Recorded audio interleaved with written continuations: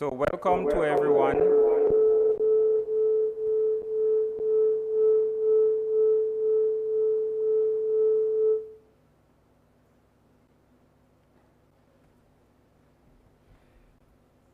Today's activity as part of the World Food Days celebration. So I just want to, on behalf of the Ministry of Agriculture, welcome everyone here this morning to this panel discussion.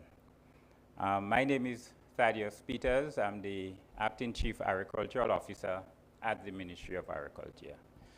So before I do the official welcome and remarks, I will ask Ms. Hortense Philip, can't remember the addition, Charles, to do a word of prayer. So a pleasant good morning to everyone. Let's stand to recognize God's presence.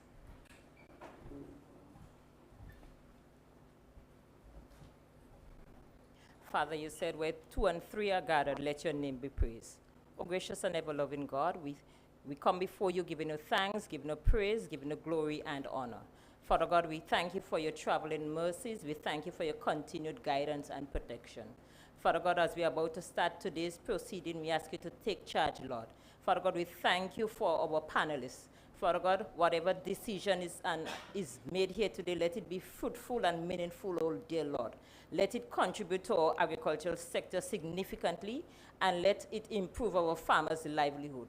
We also look for the improvement of our nation's development on a whole. Father God, I ask for all these mercies. In Jesus' name I pray. Amen. All right, so thank you, Mrs. Charles.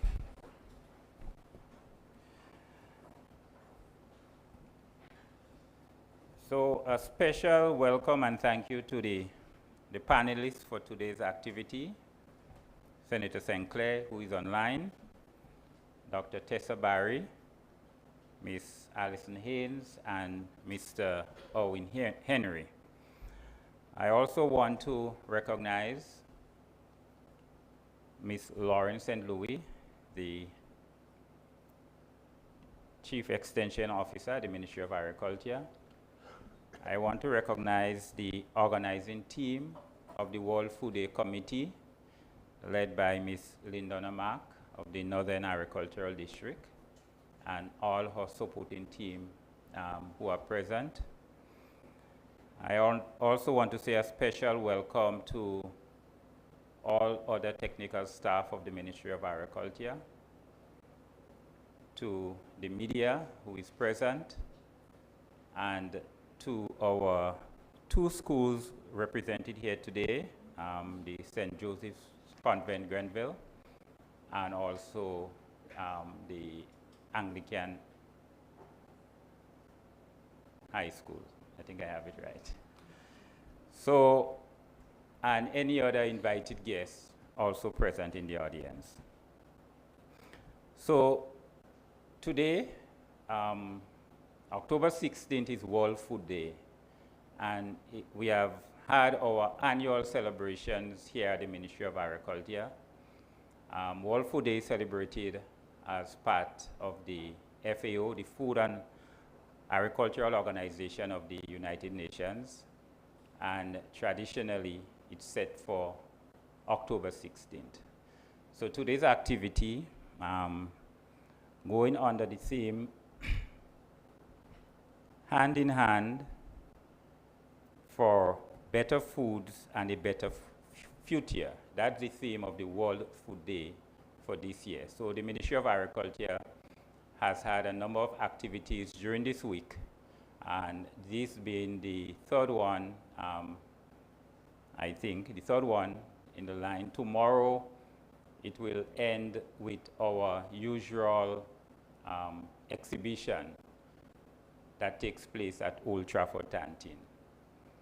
So, for the 2nd year in a row, the ministry has put on a panel discussion on, a selected topic that goes in line with the theme.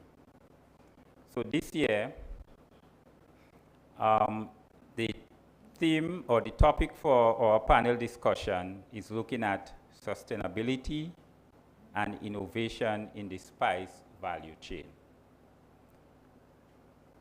Right, so we know spices. Grenada is known as the Isles of Spice, or it's pure Grenada, spice of the Caribbean, right? So that's the official promotion, and we had changed our branding a few years ago, right? So these spices are part of it. We know nutmegs has been our leading spice from an economic point of view, from an export point of view. Well over 75 years, we would have been trading with nutmegs. At one time, we were the second exporter of nutmegs and mace internationally. But we also do have a number of other spices. And I know it's listed as about a dozen of them that we have. And the rest tend to be pushed into the category of minor spices. But are they really minor? Should we continue to look at them as minor?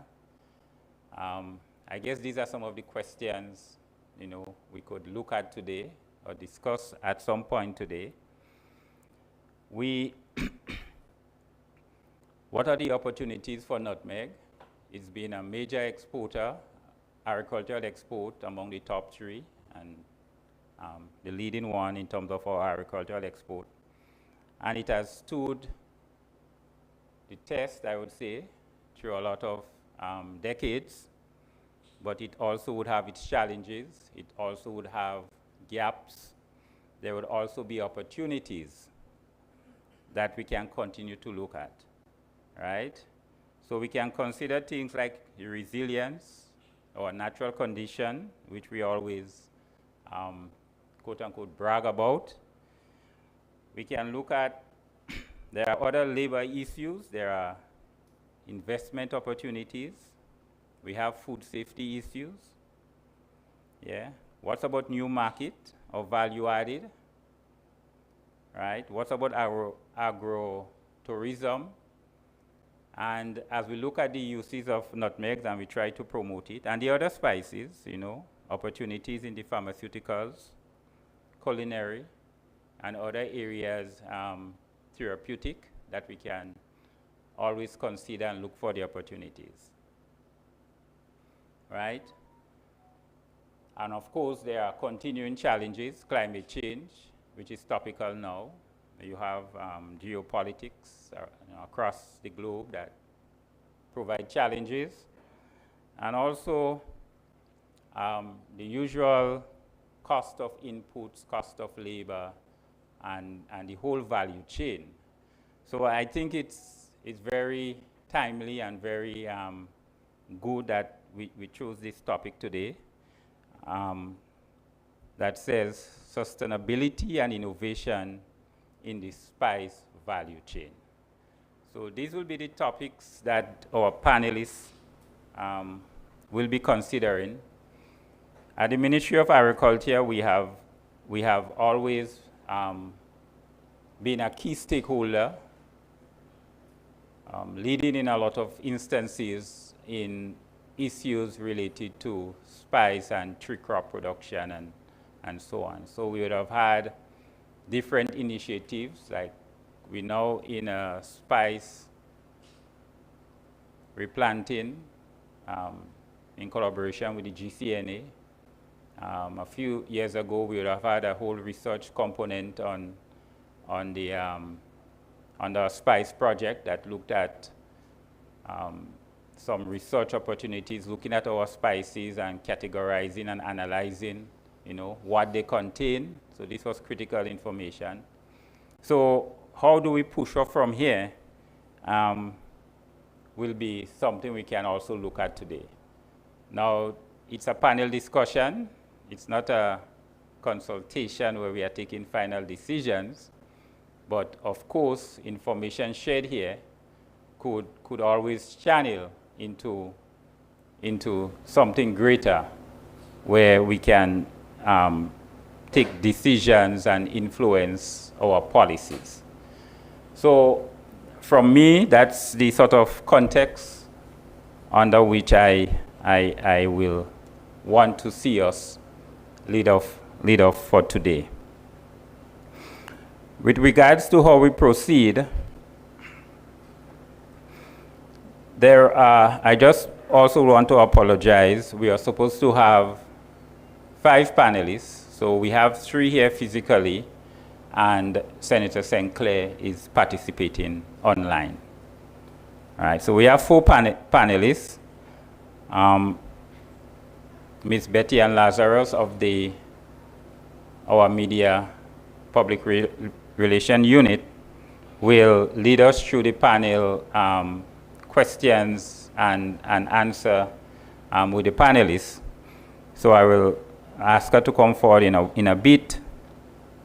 But each panelist will be asked 2 questions that they will be given 5 minutes to respond to. And at the end, the floor will be open for question. Of course, they will also be given the opportunity to just do a 5-minute introduction on the topic, on their reflections. So that's how we'll proceed. So now I'll get to the point where I'll introduce the panelists. Not very long introductions, and most of them wanted to keep it very simple.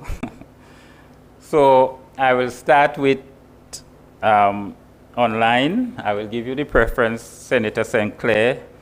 And so Senator Roderick St. Clair is the current General Manager at the Grenada Cooperative Nutmeg Association. And he also formerly worked at the MNIB. I will stick my head out to say that it was in the area of quality assurance. And Senator St. Clair, you can correct me at the end, I think Senator St. Clair had a stint at the Produce Chemist Lab in the earlier period. Then we have Dr. Tessa Barry, who is a consultant on agriculture in areas on gender affairs and food security, and general agriculture development and research, right? And I think she's also a part-time lecturer at some institutions. Then we have Ms. Alison Haynes, Chief Agronomist at the Ministry of Agriculture, and she has been with the ministry for about 16 years. So she is first as an agronomist, and in the last about 6 years or so as the Chief Agronomist at the Ministry of Agriculture. And last but not least, Mr. Erwin Henry, who is our Chief Analytical Chemist. So he works or heads the Produce Chemist Laboratory in Tantine, and he's been with the Ministry of Agriculture for the past 22 years. All right, so this is our panelists, very experienced and able to cover the topics today, able to give us information and their perspective of things they have seen over the years, issues they have had to deal with, and probably some of the things they would really like to see going forward, right? So with that being said, I would like Ms. Betty Ann Lazarus to come forward to lead us through the discussions on the discussion. But I will still give the panelists 1 minute each to just introduce themselves better than I did, to say something. And it doesn't necessarily have to be about just the professional area. You could add something that probably we didn't know about you two, yeah? Or some passion you may have even outside of agriculture, or some passion within agriculture that you may also have. So I will give you that opportunity as Ms. Lazarus gets ready to come forward. So we'll start the other way around with Mr. Henry. Just 1 minute or 2 minutes to. Okay, good morning again. As was said, my name is Owen Henry. I'm the Chief Analytical Chemist attached to the Produce Chemist Laboratory, Ministry of Agriculture. About me, been around, as Mr. Peter said, for the past 22 years in the Ministry of Agriculture, working with processors, working in the lab doing other laboratory stuff. I have a passion for laboratory work. I also was involved in teaching for a while, both at the secondary and at the tertiary level at TAMCC. So more or less this is what I want to say, and I give the floor to Ms. Haynes. So good morning, everybody.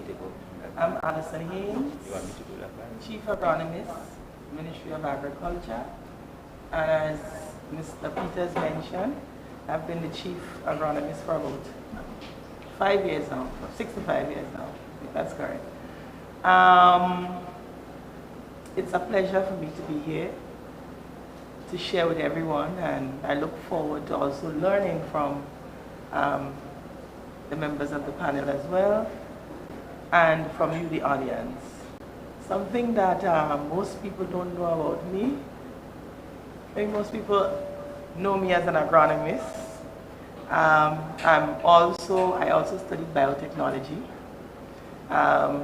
crop improvement. So I do have skills in that area and a passion for it. I've not had the opportunity to work in that field here in Grenada, but I do have a passion and I do have a lot of knowledge about plant breeding and crop improvement. So that's something about me. So like I said, I'm very happy to be here and to share with you. Thank you very much. Morning, everyone. My name is Tessa Barry, and I'm from the community of Budge Grove in St. Andrews. So when you hear Budge Grove, you would have an understanding of why I have a passion for agriculture and agricultural development. What you may not know about me is that I'm a retired public servant. So I've given over 28 years of service in the public service, and so I took the opportunity for early retirement. So I am retired from that side of me. I have a passion for culture, so I tend to relate culture to a lot of the things that I'm involved in and a lot of the things I do. And I also have a passion to see the development of women in whatever they are engaged in. So women's empowerment is something that I have a deep passion for. All right, thank you, Senator St. Clair.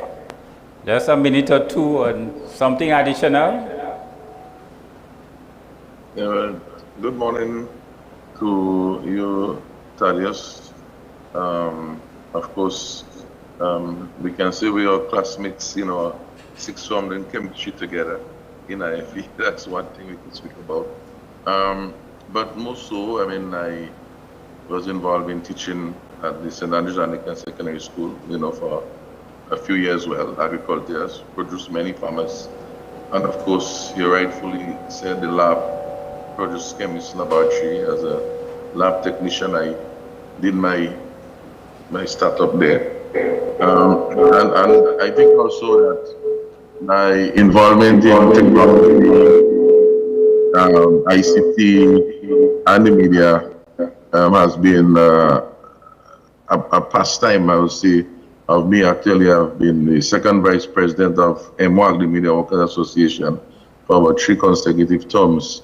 Another person may not know that.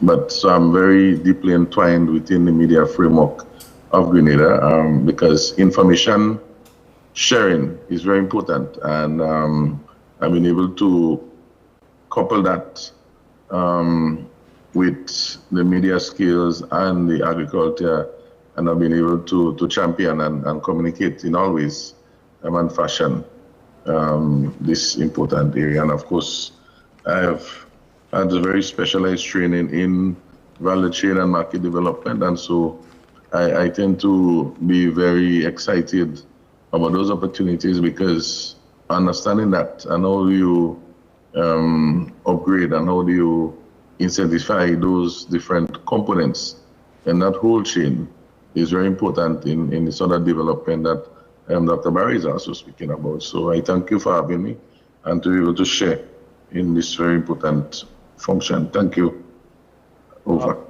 Okay, thanks a lot to all of the panelists.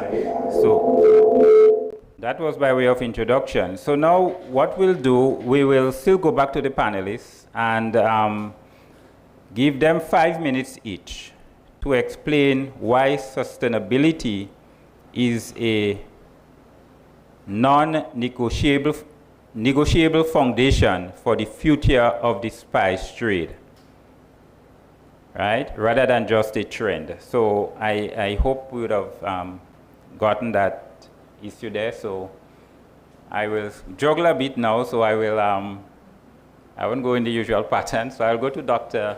Barry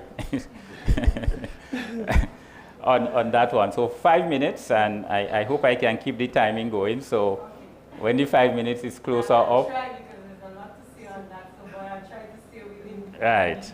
So it's over to you. So why sustainability is non-negotiable?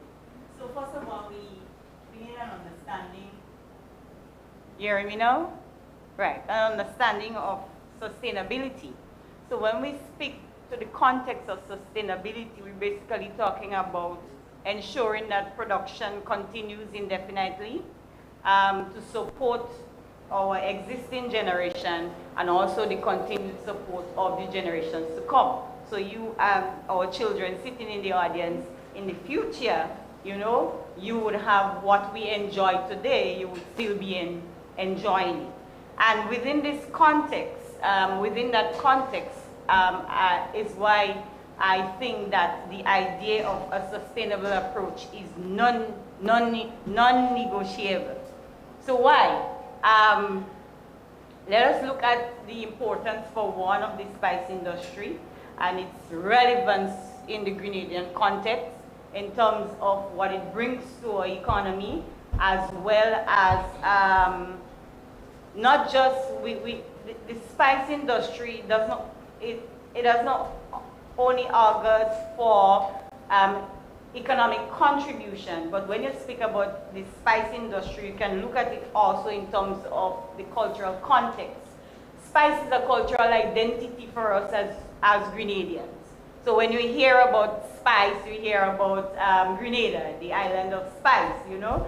And not just that, but how we grew up as children, you know, being involved in production, being involved in engaging in what we do within the spice industry. And then also we have to look at the vulnerability of the industry in terms of its vulnerability to climate change. And just from an experience, I'm speaking with a farmer from the west after Hurricane Beryl. He said that he replanted after Hurricane Ivan. And then Hurricane Beryl struck at that time when he now started to realize the benefits of what he replanted post Hurricane Ivan. So that should tell you why there is a need to focus on how we can mitigate against the impact of climate change for sustainability. Also, we have to look at things like market volatility, etc. So these are just a few of the reasons why there is a need to operate in a sustainable manner when we are engaging with the spice industry. So I would say that sustainability, and speaking towards sustainability within the industry, is something that is non-negotiable. We don't have a choice, basically, because we want what we are enjoying now to be able to enjoy it in the future, and probably to enjoy it in a better context. Okay. Thanks. Right. Ms. Haynes? Yeah. So after listening to what Dr. Barry said, I don't want to repeat what she said. I just want to say that I agree with everything that Dr. Barry said, and I just want to add to it. So sustainability is non-negotiable. Our vision within the Ministry of Agriculture and as a people is to build a better Grenada, a brighter future for the future generations. And if we are to do that, everything that we would undertake, whether an agricultural initiative, tourism, should be sustainable. So as it relates to sustainability and spice and the development of the spice subsector and industry, sustainability is non-negotiable.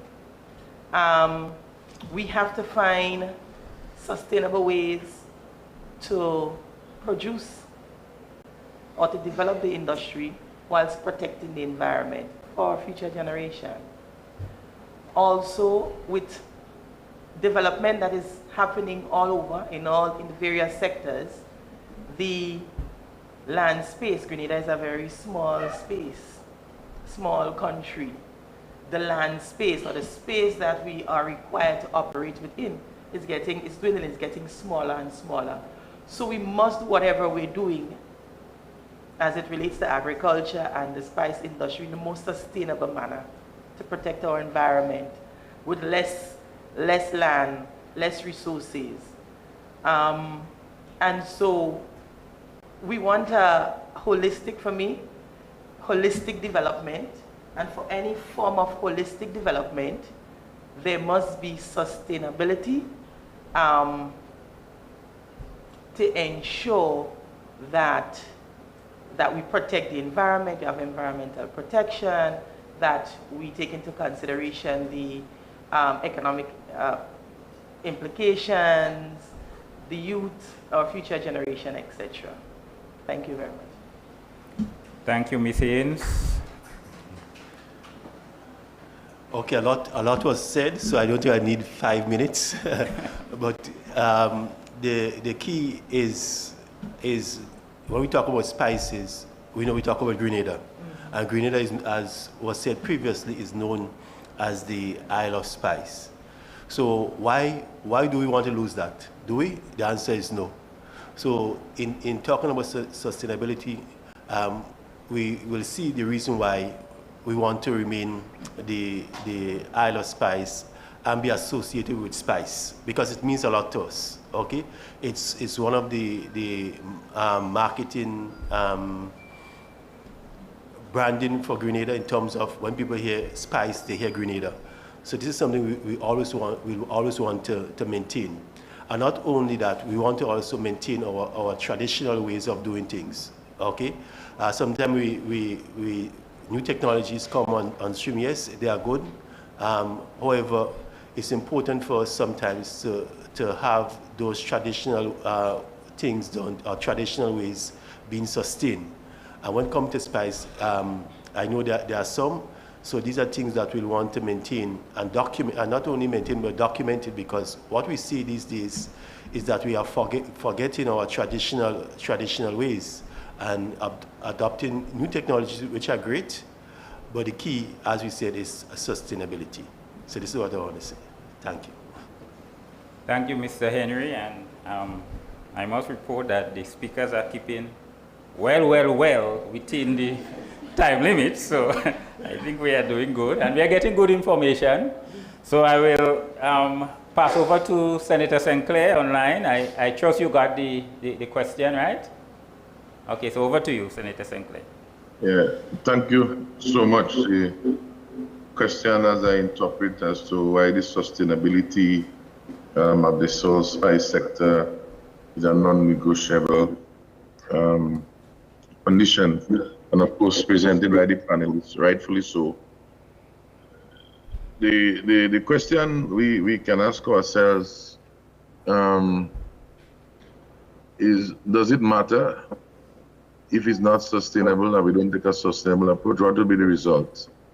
And I think from that perspective, we ask ourselves, as was explained by all the panelists. To what end? What is the benefit? Because that's the first thing we need to look at. Okay, so if we don't worry about it, and 50 years from now, 25 years from now, we don't have a spice industry, what would Grenada be like? What would our life be like?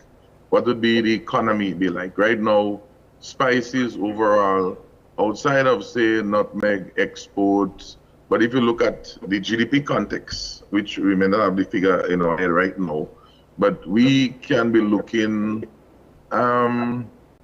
between exports of nutmeg and spices and the local economy put together, we have to be looking somewhere in the region of about, I would say, about 30 million, 25 to 30 million EC dollars in the economy, providing jobs even more, because we have to speak about the jobs that are created, the value added that is created, all of those things, and it can be way in excess, and that is a priority action, maybe I could say quite that we need to look at. What is the true value in terms of the GDP? And so we realize the amount of persons employed, I mean, not just in the GCNA per se, but in all the different farms, in the Ministry of Agriculture, etc. And that is a very important thing for sustaining livelihoods in Grenada. So that's one important aspect. Another important aspect is that whole agro-tourism linkage. The visitors who come to Grenada, and the Board of Tourism will tell you that tourism authority actually would say to you that the tourists and the visitors want to come to see a nutmeg museum. They want to see how nutmeg is processed. They want to see a nutmeg tree. It's on our flag. And this is the king of the spices. Of course, we have other spices, so let us not lose sight of that. So that whole spice connection with our tourism sector, and we know the value of our tourism sector, is significant. You know, so how do you tell a tourist or a visitor, but there is no spices in Grenada to see? We can't get away with that. That would create, so that alone, that whole collaboration between these two agencies and these two sectors makes it almost indispensable. And if we go further and we look at the experience from the culinary standpoint, once visitors come, and even we ourselves, culturally, we like to taste the spices, we like to taste the seasoning, and all of those things in our foods, in our drinks. People must eat. You want to taste good food. You want to experiment. So how do you say, come to the Grenada? Of course, you can eat watermelon, you can eat cantaloupe, and all of those things. But we know you can put various spices, cinnamon, you could sprinkle on your fruits. The clove, etc., can be used in all your different seasoning. So how do we say, okay, let's stop that? Does it make sense? And then what is the alternative? Then we look at the whole issue of import substitution and the amount of products that can be made from all our spices. And we see them on the shelves. And that is an area of growth and potential that we need to support. Again, providing more jobs and adding value and increasing our exports is connected to all of that. More importantly though, how does the young generation, the students, the youth, see their future in the economy? What do they prefer for when they are 5 years, 10 years old, 20 years old? What is their future? Is it construction? Is it oil and gas? Is it aeronautics? Is it business? What is it? And so, yes, they can learn different skills, business skills, marketing skills, and all of those things. But how does it connect back to becoming specialized to support the industry, the spice industry, the sort of needs that we have, the packaging needs, the design needs, the R&D needs, the agronomical needs? All of those things can create new hope for our students, our young persons.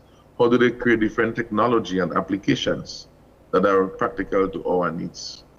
And then a major part of sustainability we need to look at. is how does the existing and the older generation, our grandfathers and fathers and grandmothers, etc., how do they prepare for that transition? How do they prepare to transition the lands and the ownership and the employment for us to be able to ensure that we can produce sufficient raw material? Because without the raw material, how do we continue to grow and maintain the industry moving forward? And then the last part I want to say, and there are many more, but the last part I think is all of this cannot happen like that. It's not about talk, but it's about how do we put our own selves to the wheels in terms of labor, and how do we ensure that there is no flow of monies, of cash, because that is what we all live for. We cannot go to the shop and say, oh, I'm walking down the road, give me some sugar, give me some milk. We have to take out money and we have to pay. So how do we have a financial system in Grenada to support this sustainability that we're speaking about? Because without money, none of our wishes, hopes, and dreams will be able to be accomplished. Of course, you have to manage the money and all of those things sustainably. So how does the financial institution or the financial infrastructure in the country and internationally set up? And of course, the issue of market and so on, those are given things, so I'm not going to repeat those areas. But financial support to ensure that all these different aspects can be driven. And maybe the last part, which is more important, whilst government will speak about providing enabling environment and all of these things, a major enabling environment of government is to ensure that they advocate and advance what its policies. Because if its policy is contradictory and its action is contradictory, then as government change, we live in that cycle of 5-year cycles, sometimes 3-year cycle, depending on when an election takes place. Then we can lose focus. And what can happen? The investment that you make becomes up in the air, if you want to say that. And then financial institutions start evaluating, are these governments serious? Then the farmer or the agro-processor now has to change their game plan. The parent who send the child to study some specialized area to get involved in the industry, 2 years in the university, they have 2 more years. Lord, should I continue funding my child or should they change their major in the university? So we have to be careful, especially at the policy level, at the political level. Yeah. So the discard that we can do by not having a coherent and continuous and sustainable policy approach to. Right. Yeah. Thank you. Over. Okay, thanks. I didn't want to cut you, but I realize, sorry, you may have been there are opportunities for down the road to touch on some of those topics, but thank you for your interjection there. So with regards to sustainability, we did hear quite a few points coming out. We heard about keeping our cultural ID. We heard about protecting the environment. We heard about land space, reducing land space, so we have to be mindful, that we don't get run out. Spice production don't get reduced to a corner, somewhere in a corner. So we heard about branding and keeping the traditions, We don't want to lose our traditional way of doing certain things, Sometimes we always think the new technologies are better, but when the traditions disappear, they themselves, by the fact that they are developed here, is part of our whole sustainability setup.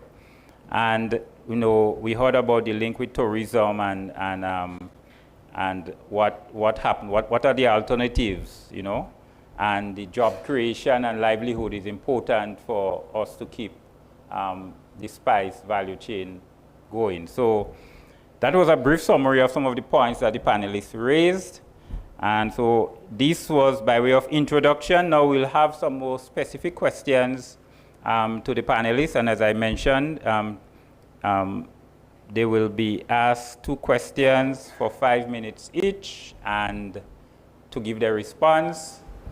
And then we'll go into a question and answer session from the audience. So I will ask Ms. Betty and Lazarus to lead in that section. Thank you very much. I want to say a hearty thank you to our dedicated panelists. And I do hope that our students were listening intently so I can ask one question and then give them the mic.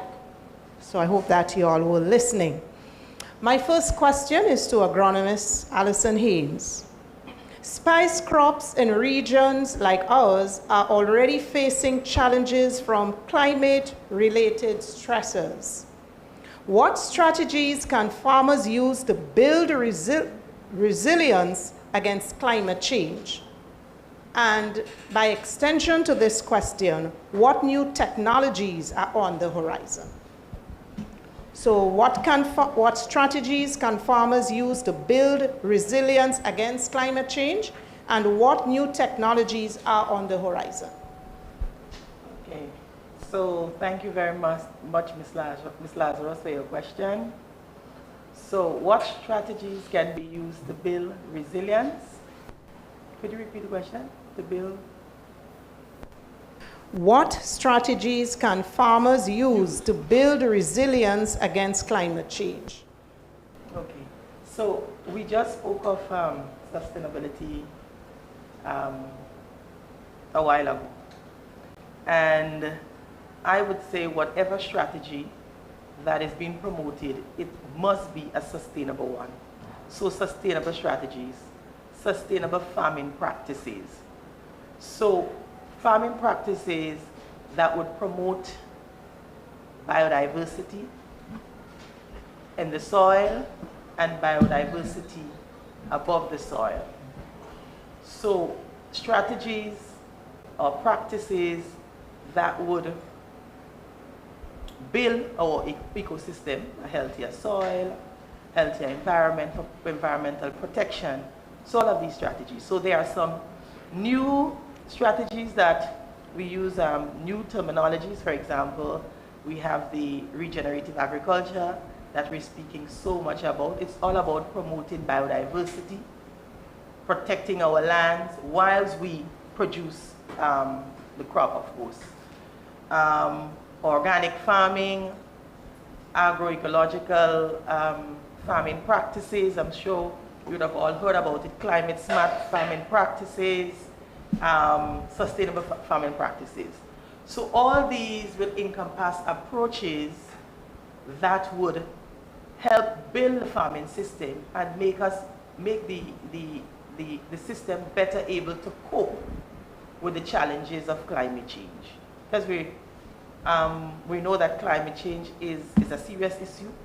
We are experiencing higher temperatures, more severe hurricanes, floods, etc. So as it relates to the farming and the production of spices, we'd have to look at a strategy that will encompass a combination of sustainable farming practices. Like, I just want to mention a few things like, for example, crop rotation, intercropping, the use of barrier crops, drainage, having proper drainage network within the land to prevent erosion, etc. So that's at the technical, the field level, but there are other approaches at the policy level, for example, that can be, to come up with an entire framework that can be considered. But as the agronomist, I'm just looking at the approaches at the farm level. Okay, while you think on other aspects of your presentation, I would go to Senator Roderick St. Clair. In your opinion, what is the single greatest obstacle, economic, social, or technological, to achieving full sustainability in the spice industry, and how can we begin to overcome that? Yeah. It's a good question. I never had a tough question so in my life before, and not in my life, but in a long time. The single most important thing for sustainability. And I sort of going back onto my opening remarks on that first question. I will say the single most matter has to do access to our land space for producing that spice. That and I could elaborate if you want to go there, but we can say, you know, it's all starts there. No matter what we want to do, we can speak of the ready market and all of those things, but we are small island, we are competition for our lands, and we also have a lot of ownership issues, we have road access issues, and so I'm not going to speak of land policy. I don't want to go that direction. I think just having the lands being able to be accessed and be available, based on that, we can work all the models. I don't want to say we can earmark X amount of lands, whilst we do have issues. We have a lot of lands that are in nutmeg and spices and so on, since before Hurricane Ivan, that are untouched. So if we can see what we have properly, then we can able to plan. Because sustainability in this context don't mean going and be able to supply 1 million tons of spices. The issue is that if what we have and what we can make available through our land space is 100 tons or 50 tons a year, then the question is, how do you take this and how do you manage it and use the various technologies like other listeners speak about and others to increase productivity and so on. I remember, let me say in 30 seconds, when I was in marketing board, we had an issue of producing hot peppers. And we were able to learn some technologies from Trinidad by using high density planting, where we are planting this closer, and then at certain stage we would cut back and prune and so on. And immediately we saw the production yield increasing almost double. You know, so the fact is that is how we utilize the technology in that space. That to me, I would say is the single most important issue. The other things we can manage. How much propagation we can manage, how much market, how much value added, and all of those things. Because downstream, as we add value, a lot of the production that we will be doing would be stored in the value-added agro products, which can be sold in the now and sold into the future. So in that regard, I would say it all starts from that source. Thank you. Over. Thank you, Senator St. Clair. Dr. Tessa Barry, given that Grenadian spices are grown by smallholder farmers, what cooperative or community-led models have successfully increased their bargaining power and economic stability? Well, I'm glad Senator St. Clair is on here. So I would say GCNA in the past has led a successful model that created an environment for the pooling of resources, because in our context, we are basically small farmers operate within the industry. And hence the ability to negotiate as individuals could be a little bit less than that, as if they were to pool their resources. So the model presented by GCNA has proven to be successful in the past. Of course, that has come with its challenges, and we must basically learn from those challenges and look to see how we can improve. And Senator St. Clair probably can attest to some of the challenges over the years. And if I were to take us back to that GCNA model, I remember growing up, the bonus that came from the nutmeg industry was something that helped us as children, took us to school, send our children to universities, etc. And that model encouraged the collective bargaining approach, as well as the ability to pool resources together. I would say if we can pattern that type of model in the other industries, while at the same time learning from the mistake made in that particular, with the use of that particular model, then I think that's one way we can actually look at growing or the comparative and type of approach. Also, the idea of value addition, processing facilities, etc. Example of small-scale processing facilities, pooling together the resources again, because if you were to go to value addition with one small farmer, and I think this is something that is now being encouraged and facilitated by the Ministry of Agriculture, creating that central space where processors, etc., can pool their resources together and contribute. So the idea of the cooperatives, we can learn from the mistakes, yes, but we can also look at the best practices established by these cooperatives where we benefited quite tremendously in the past. And if we can look at that with a more concerted effort to look at how we can actually help. I would also think if we look at grouping together some of our smallholders, and one such example, for example, is Grenrock, like the Rural Women's Organization, how they came together and pooled their resources together and actually support and facilitated each other. This type of model, I think, works well for us as within the Grenadian context as smallholders. And I want to end with the aspect of professionalizing our approach to how we do things as an opportunity for, let's say, improving on the models that we have already established and can do better. So when I say professionalizing, looking at how we do things from a more business perspective.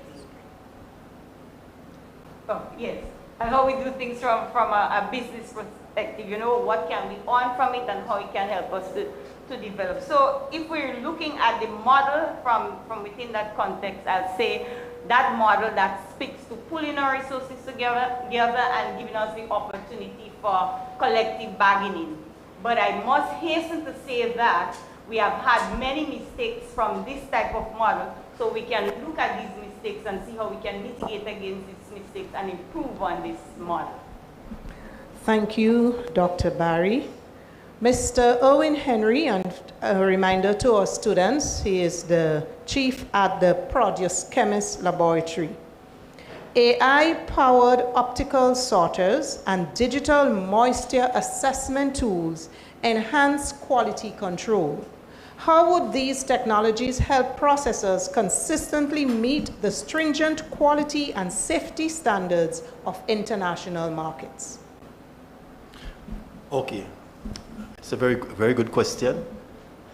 As we know, to be competitive in the market, and especially in the international market, you have to be consistent. And consistent in terms of the standards, that is the safety standards, health standards, okay, and also quality standards. And with AI technology coming on stream, this is helping processors, manufacturers to meet those stringent quality standards that is required internationally. And as technology is being developed, what we are seeing is technologies where it does not rely on human, because we know human, we can make errors, we can be distracted, okay? With a machine, once it is programmed, okay, it will continually doing things over and over. And imagine us as a human trying to do things over and over, repeatedly 1,000 times. It's very difficult because you'll be distracted somehow. But with a machine, once it is programmed, okay, it means that a machine can then repeat a task thousands and thousands of times without interruption, okay? And with that, what we will see is consistency. Consistency in terms of standard, consistency in terms of safety of the product, and also what we will also see is that human error will be reduced. So without AI technology, what we will see is that we'll have products that sometimes will meet standards and sometimes will not meet standards. So having those technology in place will guarantee that we are able to meet those international standards. And by meeting those standards, we know standard means quality, and quality means price. Okay? And what we want is to get a good price for our commodities. Okay? So by meeting those standards, we'll have high prices, and by high prices, it means it will encourage our producers to produce and to produce consistently. Well, while you're on the floor, are we far from including these technologies in our practices locally? Yes, as technology comes on stream, we know sometimes it's very expensive, okay, and that is one of the hindrance in adopting technology sometimes, okay, because of the expense. But as we advance and it's been mass produced, it's becoming cheaper. So in order for us to benefit internationally, we'll have to invest, okay, we'll have to invest in some of these technologies, okay? We don't have to invest in everything at once, but what we have to do is to understand what are the critical areas, what is our needs, okay, what we want to achieve, okay. So if we want to achieve high quality product, we know we'll have to invest in technologies that will help us to achieve high quality, okay. And as we go along and as we earn more, then we could invest more. Yes. Thank you very much. Chief Agronomist Allison Haynes, how can farmers be supported in adopting water-saving irrigation and reducing their reliance on synthetic pesticides and fertilizers? How can they be supported in water-saving irrigation? Okay. Good question. So we have been, as a Ministry of Agriculture, we have been promoting the use of irrigation and the use of water saving, as you say, irrigation systems. We have been doing it in a number of ways, and we intend to continue. One is the provision. We do provide the financial support and the technical support for the establishment of these types of irrigation system. So the drip irrigation system that is most recommended in this case. So we provide that support as a ministry through the Land Use Division of the Ministry of Agriculture and the Agronomy Division as well. We provide the technical support, the advice on installation and so forth through our extension team and the Land Use Division, as I mentioned. So we have these support systems for the farmers. Also, there are a number of projects that are being implemented by the ministry that give support to farmers in that regard. All right, there are a number of projects that is presently being implemented. And concessionary loans that farmers can access through the GDB and through other projects for the purchase of these equipment.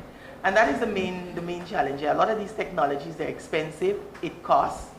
And so to provide that support system for the farmers, or the investment for the farmers to purchase these the type of technology. I want to say also that we are undertaking a number of research and development initiatives to look at and working along with through bilaterals with other countries like, for example, Morocco and countries in the Middle East that farm using, we know the conditions in these countries and they are required to farm using very little water. So working along with them, our technicians, working along with them, building their capacity in that area, and so that they can come back to Grenada and share with our farmers. So these are some of the strategies we have in place, or that is we are undertaking now to support our farmers in that regard. Thank you so very much, Ms. Haynes. Students, I'm going to ask 2 more questions, then give you all an opportunity. My first in the two questions is to Dr. Tessa Barry. A key issue is that many spice farmers do not earn a huge income. How can supply chains be restructured to ensure fair play and safe working conditions? And what is the role of direct trade in achieving this? I'm happy that this question is in the lineup, and I'll tell you why.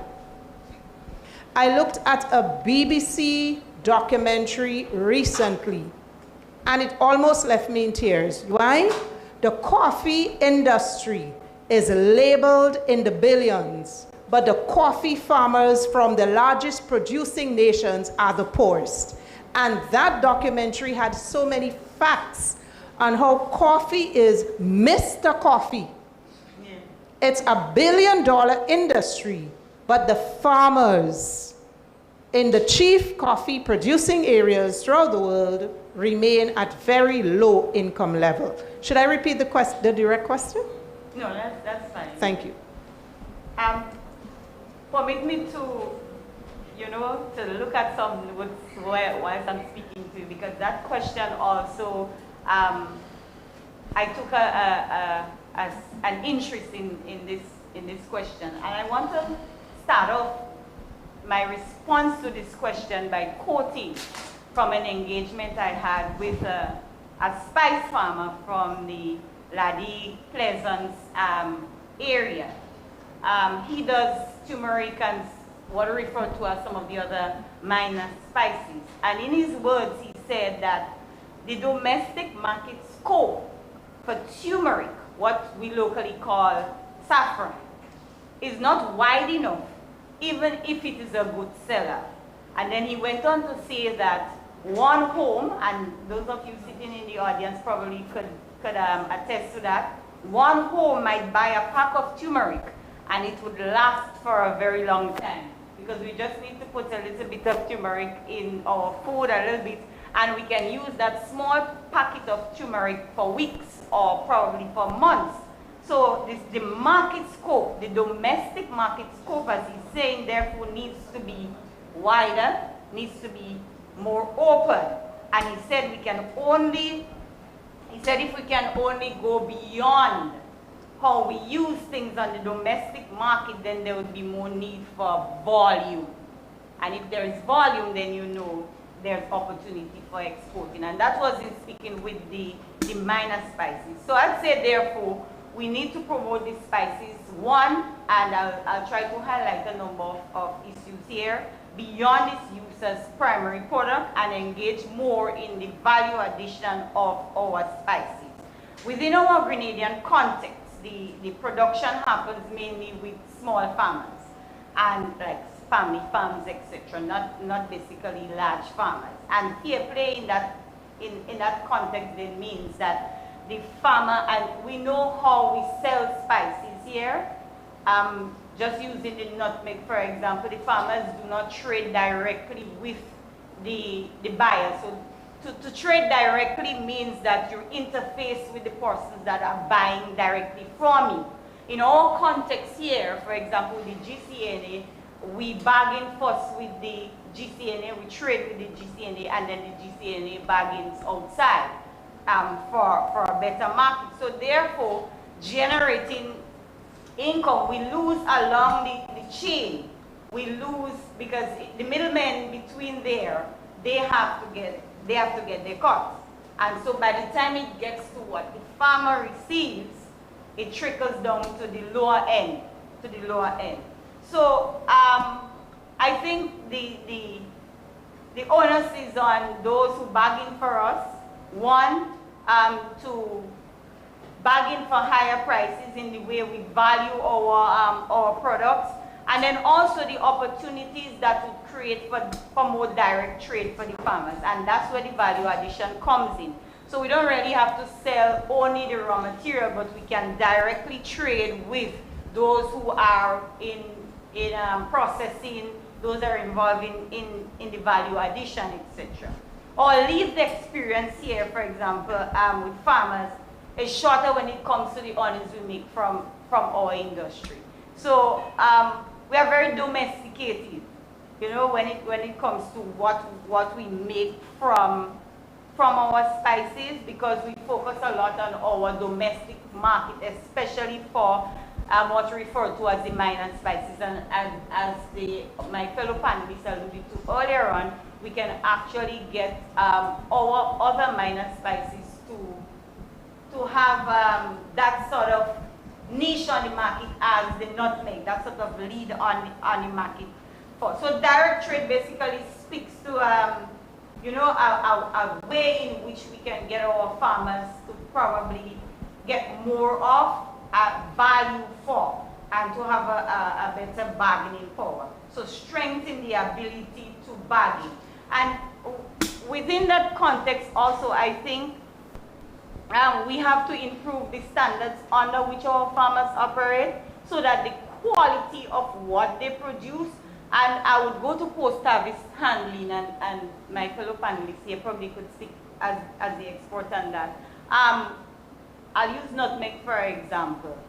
When we harvest, if the nutmeg is $2 a pound, that's what we have to sell it for, because what sort of storage facilities do we have to wait for when the GCNA increases the price, that then we sell at that time? So the quality, the type of post-harvest handling strategies we have that then can encourage farmers to improve the quality of their products. So therefore they have a better bargaining power, even within the context of the model that we use, the model where we trade with the cooperatives. And so it's sort of an indirect approach. So that context, so I think the building of the capacity of our farmers, also in how they grow crops, the standards they use, etc., to improve their quality, so they have a better bargaining power. So they can probably wait to sell for GCNA when the price is better, if they have better storage facilities, better post-harvest handling facilities. And I'll end there for now. Thank you very much. Senator Sinclair, are you still with us? I think we lost. Can I open the floor to any student with a question?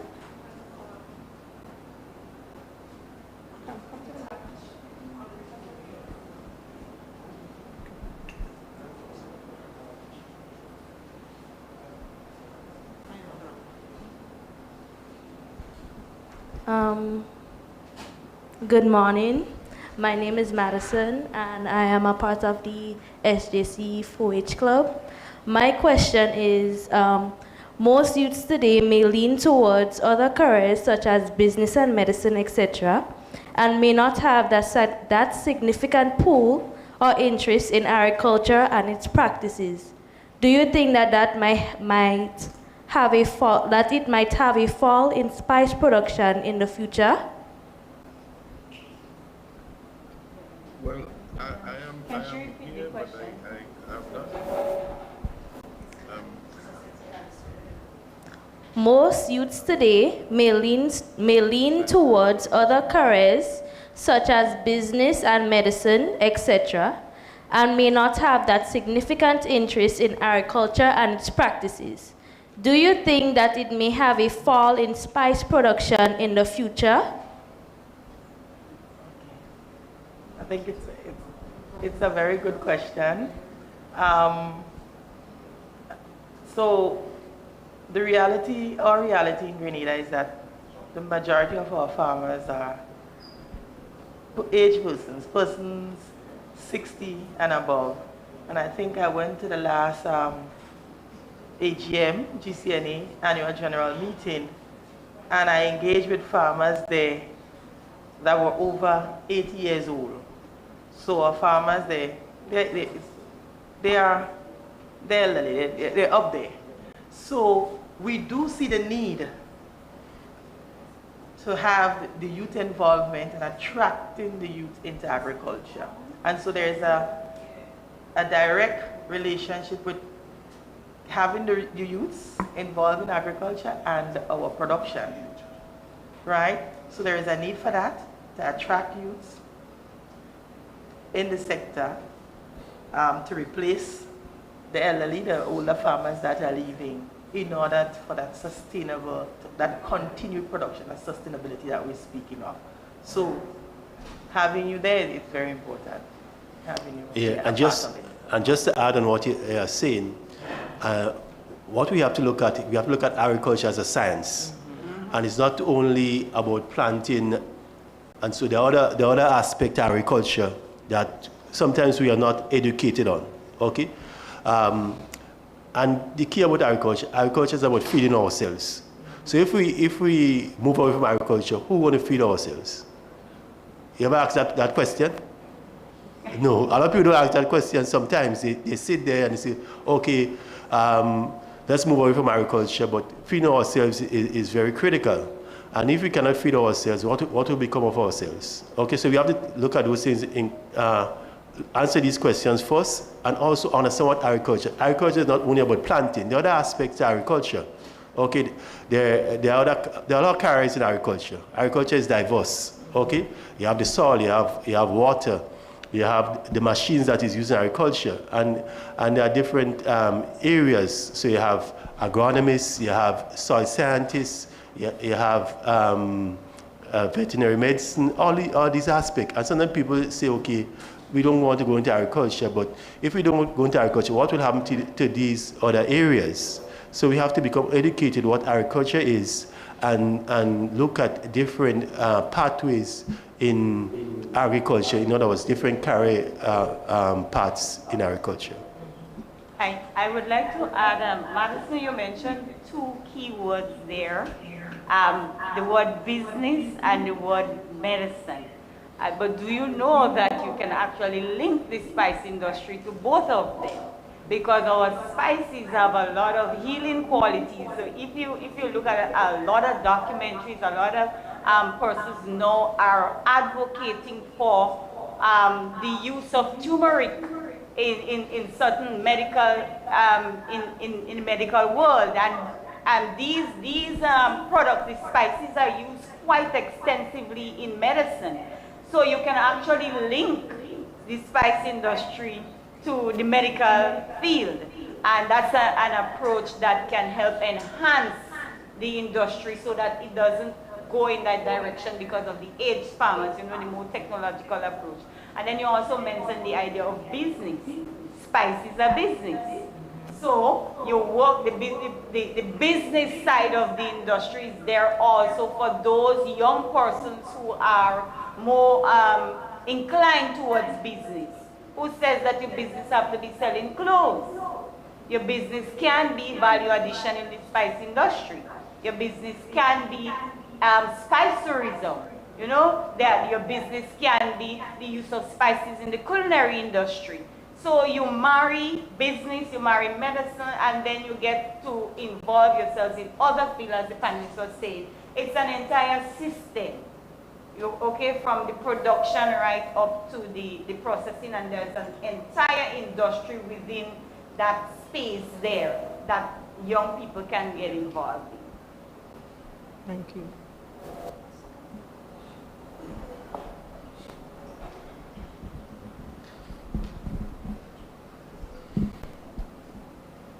Hello, good morning. I'm from Shamika Richards from the Anglican High School, and my question is, are there any plans or future plans to have partnerships with schools, local cooperatives, or university to train the next generation of farmers?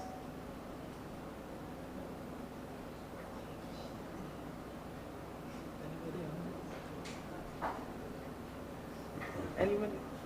Okay, so I'll go. So thanks for the question. So research and development, it's very important to build sustainability or for continued production, any form of continued production or the development of the agriculture sector. And universities, schools, research institutions are key in that regard. So in the context of the Ministry of Agriculture, we do have a number of collaborations, existing collaboration, close work that we're doing with a number of universities. One of it one of the universities being the University of the West Indies. And we work closely with the University of the West Indies in terms of the development of our spices, for example, like cocoa. We do have collaborations with other universities. In spice presently, one of our agronomists, they are working closely with a university in France to look at clove and different genetic properties or surrounding clove and clove cultivation, the diversity of cloves in the region. So we have a number of partnerships that we're that's ongoing, and a number of partnerships that we're looking to initiate in the future. So as I said, it goes hand in hand. Sustainable development, the development of the sector, and research and development, and that collaboration with universities and schools and students, etc. Thank you. Ms. St. Louis, can I ask you to take the mic and speak to our students about, we have 8 and 8, 16. We have about 16 to 18 students currently in Guyana. Ms. St. Louis would tell you more, and the floor is open. Our Minister for Agriculture, Lands and Forestry, he's very passionate about engaging young people to go off to study. So that would take care of your question. And then we also have the Youth in Agriculture project. So I'll give the floor to Ms. St. Louis to respond to that. And then we can take a comment from Senator St. Clair, who's back, with regards to any of the questions previously asked. Good morning, everybody, and thank you for your question. Stand where? Oh, stand here. No, but then it's funny. I'll stand by here. The ministry has, Ms. Lazarus spoke regarding the students in Guyana. So we have an agreement with the Guyana School of Agriculture where we had 9 people for the first year, and then 6 of them, 9 people the first year, and 6 people this year going to study agriculture and different areas, different aspects of agriculture. So we have some of them who are studying, their focus is on veterinary production and livestock. We have some who are doing general agriculture, and we also have some of them who are doing agro-processing. These are certificate and diploma programs, and so as they are certified, we have further agreements with Guyana and their universities where as they get the certification, they can move forward into a degree program, and these credits that they receive from the Guyana School of Agriculture will assist them for their bachelor degrees. We also have our officers. We have officers, some of them completed last year before, that was the year before the last scholastic year. And then now, we have students who are going to be graduating this weekend and next week from UWI also in agricultural extension.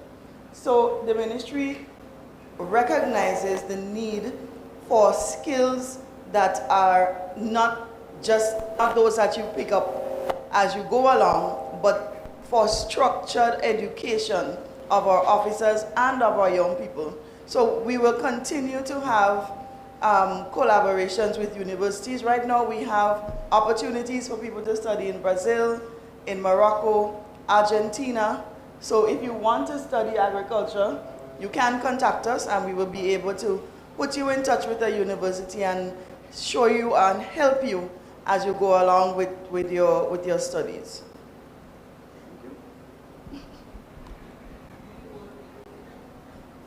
Oh, sorry. The Youth in Agriculture project is a project where young people are being provided with the opportunity to start their own agricultural enterprise. So we have people who want to do whatever it is in agriculture. They can learn, they have classes with the GDB and GIDC where they learn entrepreneurship, when they learn how to manage their finances, and they also have certification courses in agriculture with the GNTA, so that they have a full rounded education.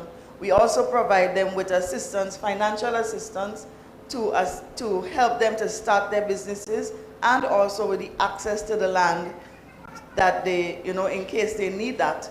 If they don't actually own land, we are assisting them also with getting that land so that they can start their enterprise, whatever it is that they're trying to do. So if anybody who is interested, they need to just let us know, and we can see. Most likely we can't do everything for you, but we can see how far we can help you and how far you can go with whatever it is that we can assist with. Thank you. Senator Sinclair, would you like to come in response to any of the questions asked by the students? I wasn't clear on the second question, but the first one I heard, because I'm following on Facebook and I lost connection. I could address the first one to start with in terms of the opportunities. I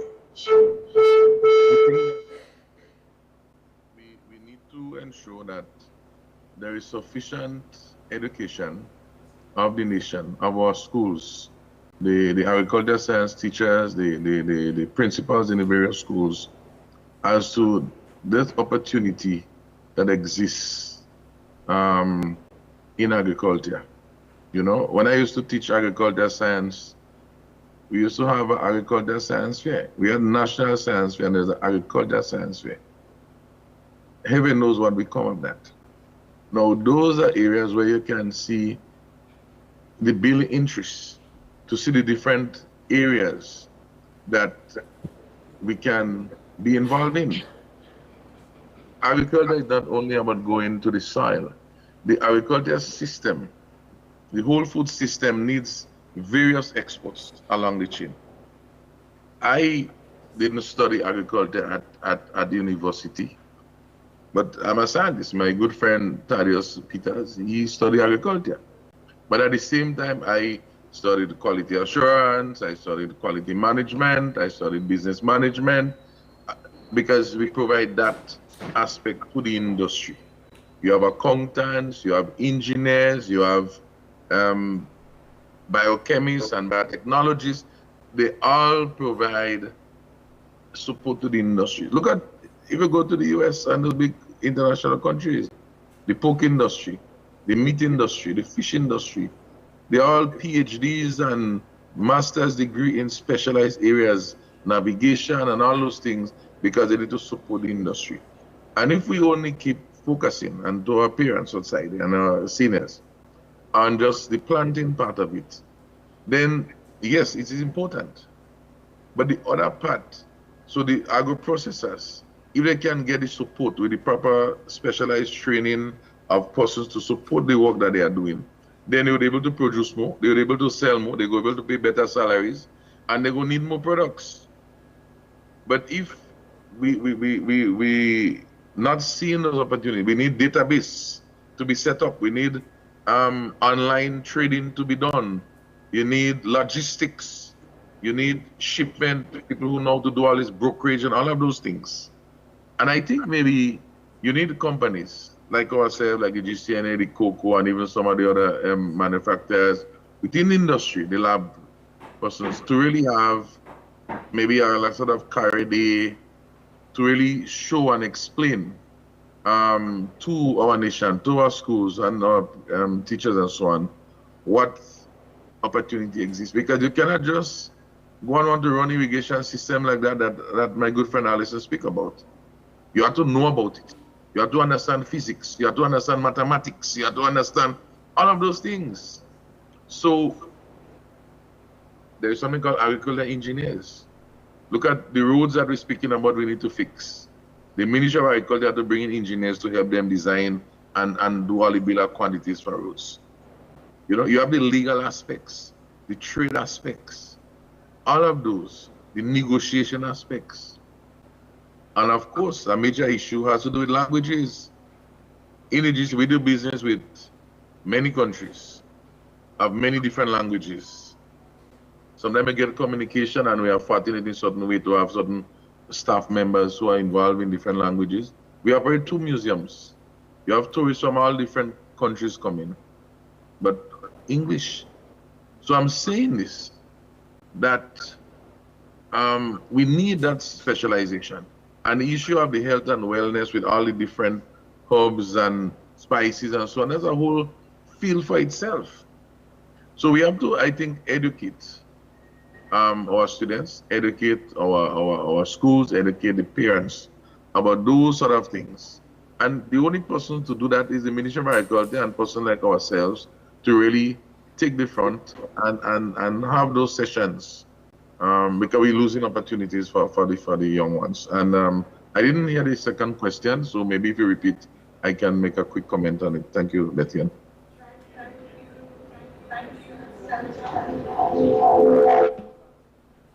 I want to throw a question to you that you missed because you were off a bit. So if you can briefly give us a response, I think following which we're going to ask if the students have any more questions, and then maybe the panelists can give a round-up conclusion. So Senator Sinclair, with various certifications like organic, fair trade, and the Sustainable Spices Initiative's basket of standards, how can we avoid consumer confusion and ensure these programs deliver tangible benefits on the ground?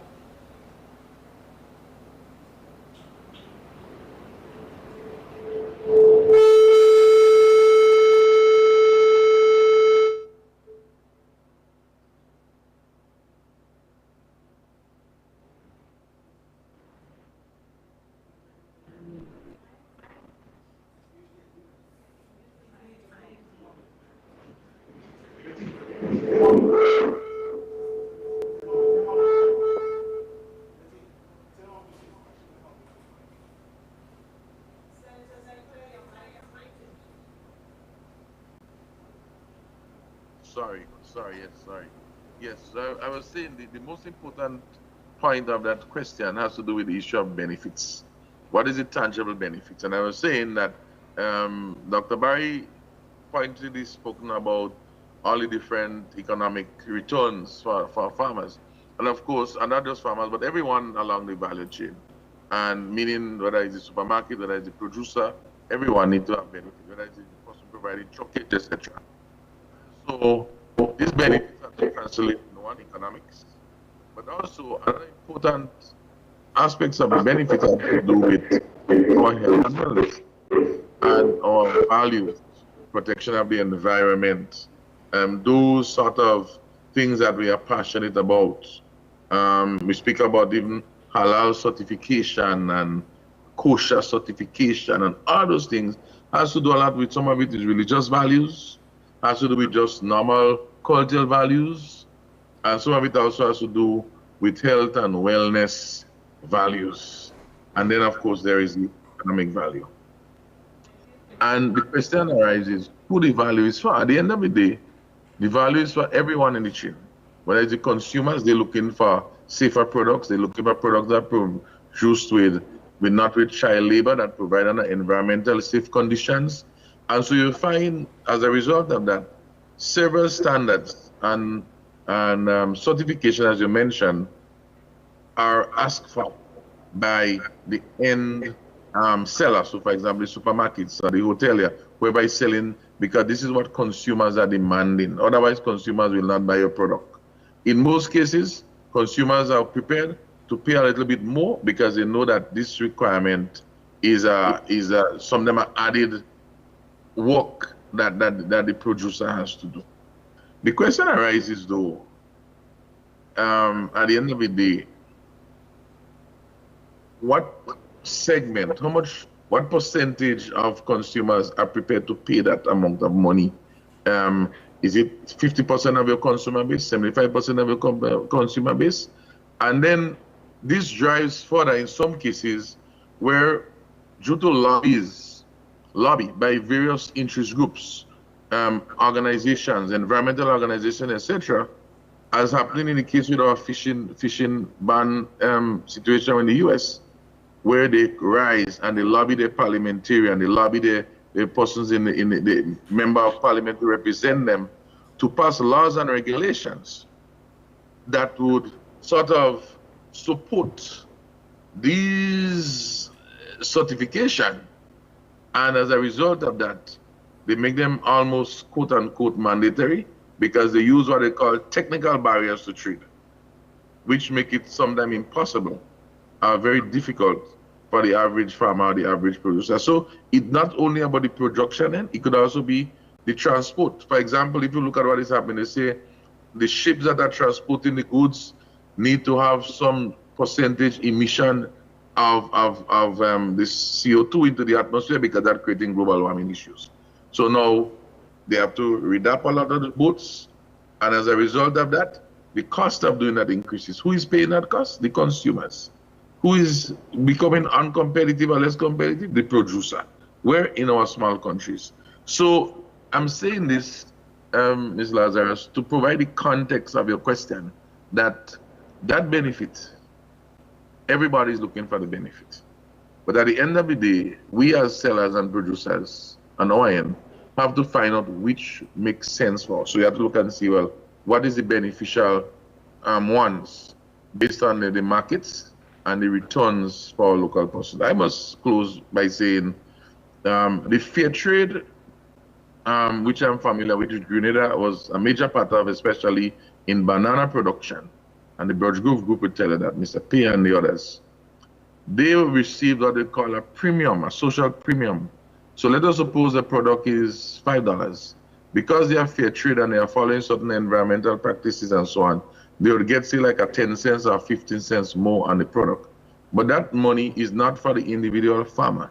It goes back to the organization, as Dr. Barry was mentioning. So it reinforces that you must have some organization and some cluster. And this group now can take this monies, not for the personal benefits, not even for the members' benefit, but for the benefit of the community. So some places like in St. Lucia, they buy buses, school buses. Some do a school feeding program. My experience in Dominican Republic, they actually provide healthcare services for the farmers within that banana area. I think it was Milano Organic Banana Plantation, something like that in Dominican Republic. So I show in it what they are saying is right on target, but it has to be done objectively to bring the last part you mentioned, the tangible benefits. I thank you. Dr. Barry, I am sensing you're eager to make a response to that said question, even before I hand over to the student from the Anglican High School. Actually, it was just basically to, to support what Senator was saying, it resonated with me, his comments. So not really to add anything, but just to acknowledge what he was saying and the importance of what he was Thank you. alluding to.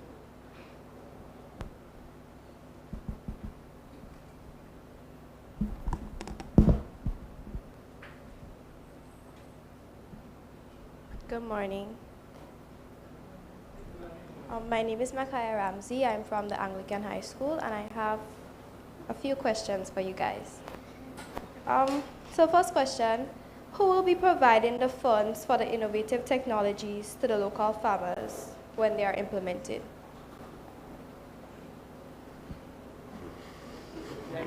Anybody can answer.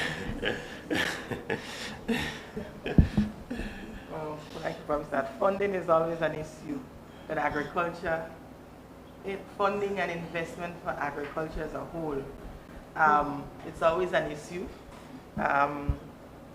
Actual investment in agriculture is, as we would say, it's very low. We're always asking for more and more investment in agriculture. And so there are a number of funding opportunities for any agricultural initiative. One is the submission of projects.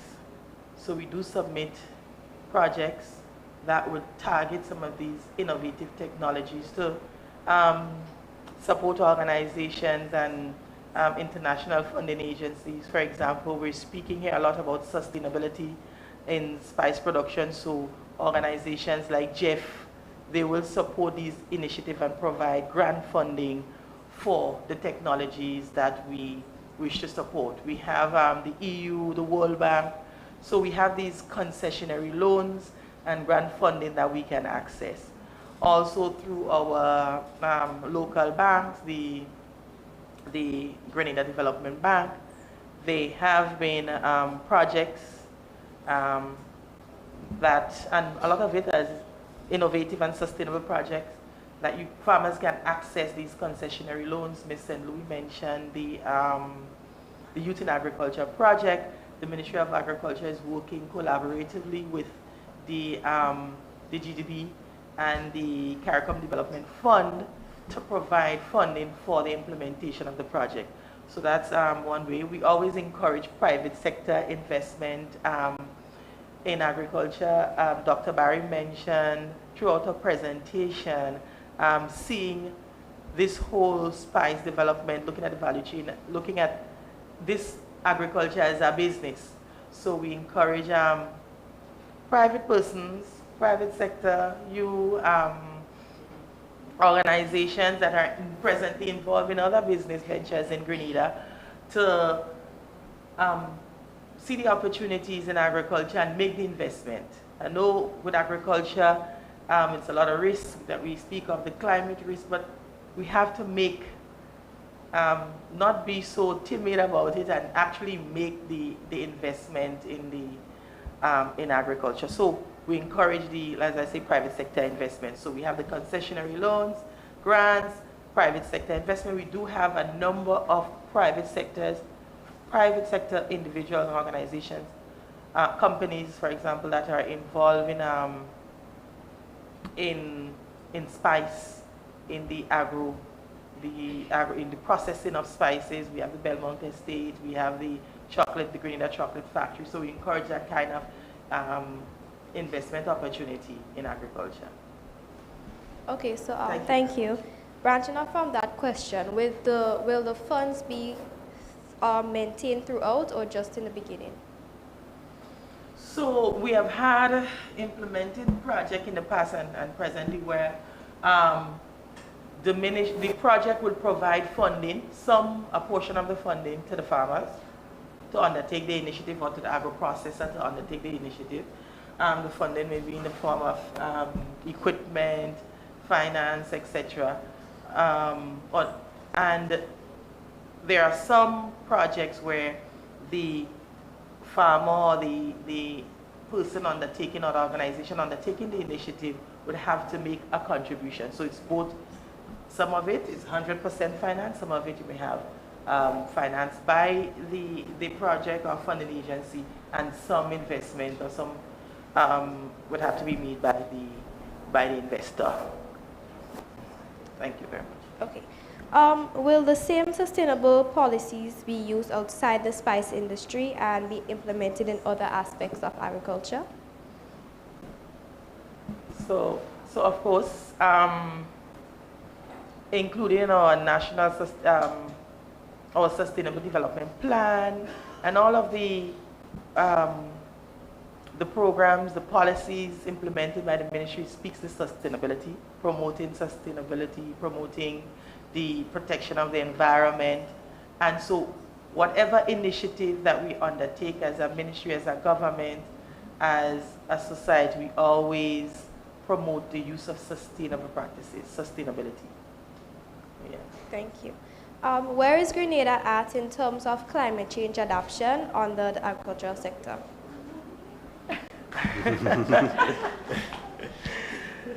So at the farm level, because of course I try to stay within my area as the agronomist, we have been working with our stakeholders, our farmers, to promote a lot of the practices. So a lot of the sustainable farming practices, for example, like intercropping, crop rotation, we would see it being implemented on our farms. Now there are some sustainable practices, for example, or technologies that are a bit more difficult to adapt. First, they realize we need to build our capacity in that area. So one such technology, for example, is the greenhouse technology, right? So it's more expensive. Some of these technologies are more expensive to adapt. Even the irrigation technology, water saving technologies that we spoke of this morning, they're a bit more expensive, and so we are slower in terms of the adoption of these technologies. But we do have a large percentage of our farmers who have adopted these technologies. So we have a large percentage of our farmers that we have supported in adopting the drip irrigation system. A lot of our farmers have that kind of system on their farm, installed on their farm. We do have some of our farmers already using greenhouse technology for different aspects of cultivation. And we have a number of projects on stream where we're looking at introducing and bringing in more greenhouses, for example, to support our farmers so that they can adapt the technology and we can build sustainability in the sector. So we have it at different levels depending on how expensive it is to adapt that technology. Thank you. That's all my questions. Senator Sinclair, I would like to give you the opportunity to briefly give us a comment under the umbrella of the GCNA with regards to funding and assistance to farmers, so that these students here can be motivated to become nutmeg farmers or get into the science of the spin-off industries within the nutmeg industry.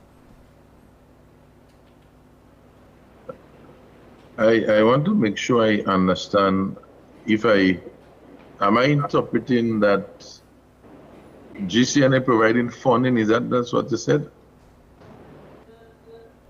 The student asked a question relative to how would farmers be and their work be sustained? Where would they get funding? Where would they get support? And Ms. Haynes looked at value chain partners and our work. Well, ECO wasn't mentioned, but we have ECO, we have CARDI, we have CDB, we have the World Bank project, we have the CARICOM Development Fund. But I just wanted to zero in on the Grenada Cooperative Nutmeg Association so we can spur the interest that there is hope in that sector as well. Okay, well, a few things, and I trust that I would have briefly. Alison did commendable in terms of that aspect of funding. What we have been able to do at the GCNA, particularly during my short tenure, is that we've been able to focus a lot on projects, as Alison rightfully mentioned. And a lot of these projects is not about putting money inside GCNA or to pay me salary or to pay a phone bill or to buy paper for the printer. But it's how do we access funding to support farmers? And Dr. Barry mentioned it earlier on in terms of the professionalism that the organization has a broad amount of capacity from an administrative standpoint. And as such, whilst all these agencies might be willing to contribute funds for activities, the governance and the financial management and administration are key factors in these agencies allowing you to manage and direct funds for anything that is done.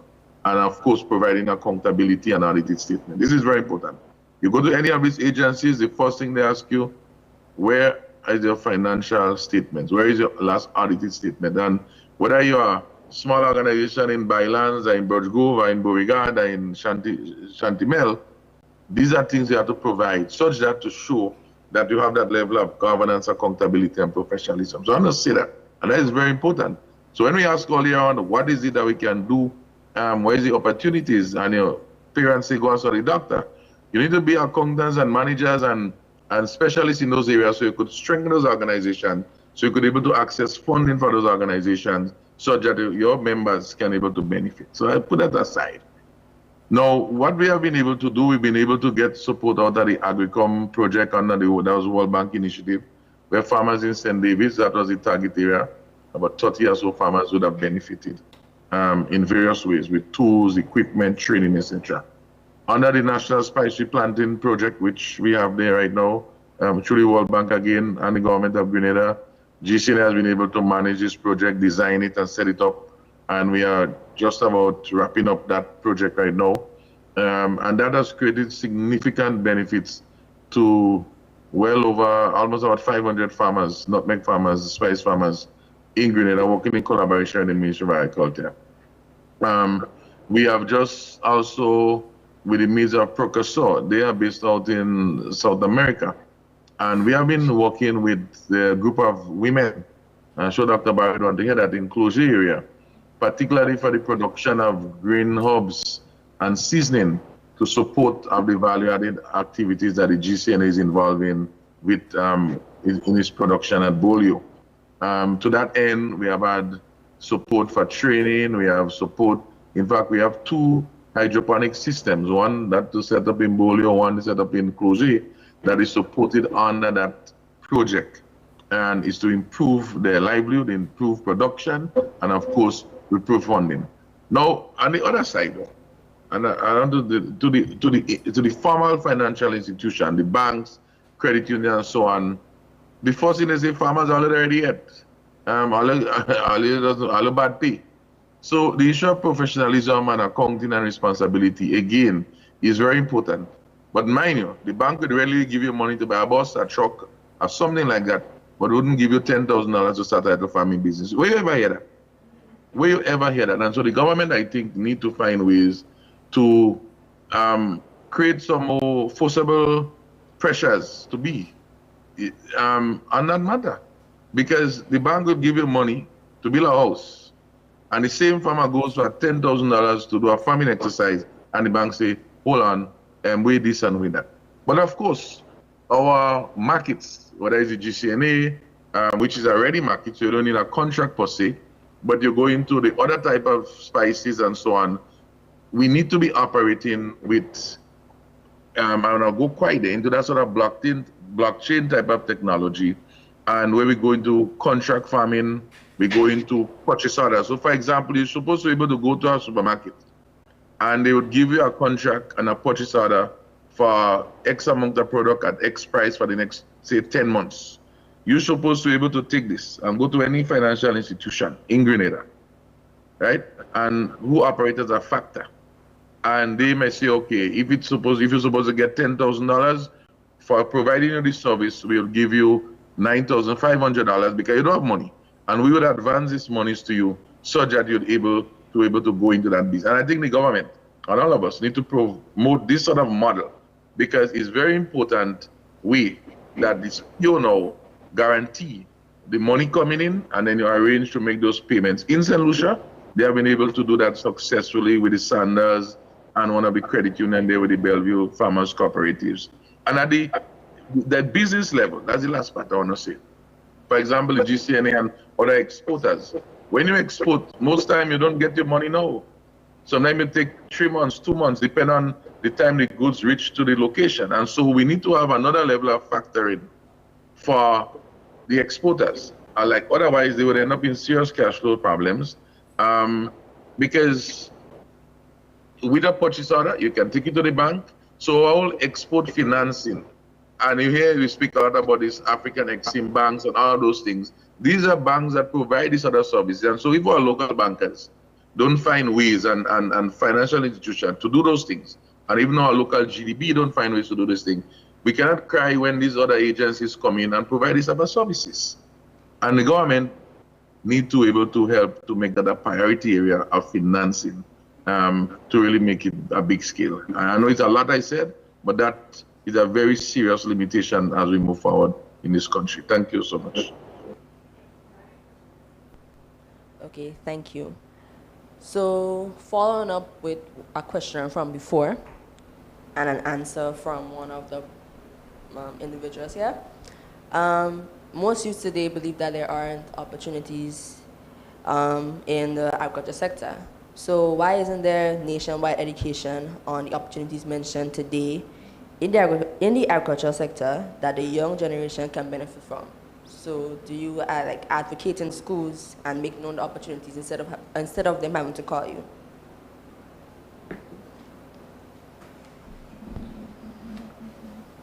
So, so I've joined the ministry. I joined the ministry in 2009, and we have been undertaking a lot, or we have undertaken. Sorry. As I said, we did a lot of educational campaign, a lot of work around educating youth and presenting the business opportunities in agriculture to them, career opportunities. I know we did a number of presentations. Every year, it's a yearly initiative of the Ministry of Agriculture. And so I would say that we have been promoting agriculture among youth, but we still have a lot of work to do. And this activity today is testament to that. We have this panel discussion, and we saw it important to invite the schools to this session. We invited much more schools than the schools that are present here today. All right, so that's just my input. Thanks. Yes. A very good question. I want to say what we will be with your question is looking to collaborate more. We know most time what will happen is that the Ministry of Education is the one that will focus on the schools. But what we'll want to see is more collaboration between the Ministry of Education and the Ministry of Agriculture. And going back to what Senator St. Clair said earlier, one of the things we have to probably start back is having the agriculture school science fair. And this will enable students, even at the primary school, to see different career paths in agriculture, and not only about the planting aspect. So going forward, probably, and with our PSA, we will work with the Ministry of Education to start back the schools agriculture science fair to expose students both at the primary and secondary level to careers and different parts in agriculture. Thank you. Can I just add to that, please? Yes. Oh, yes, sure. I think the onus is also on other entities apart from the Ministry of Agriculture in terms of educating. And I'll give one example that I think has not been capitalized on enough. The Grenada Food and Nutrition Council does a lot of work, and nutrition is related to agriculture. You must link the two together. So we as individuals, as citizens, how many of your schools here, and the two schools are here, how many of you are participating in the Snack Attack Challenge put on by the Food and Nutrition Council? Do you know about it in the first instance? Have your school promoted it, you know?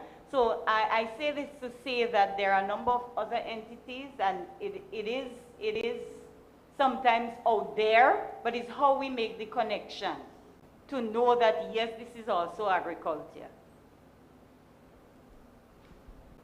Okay, thank you.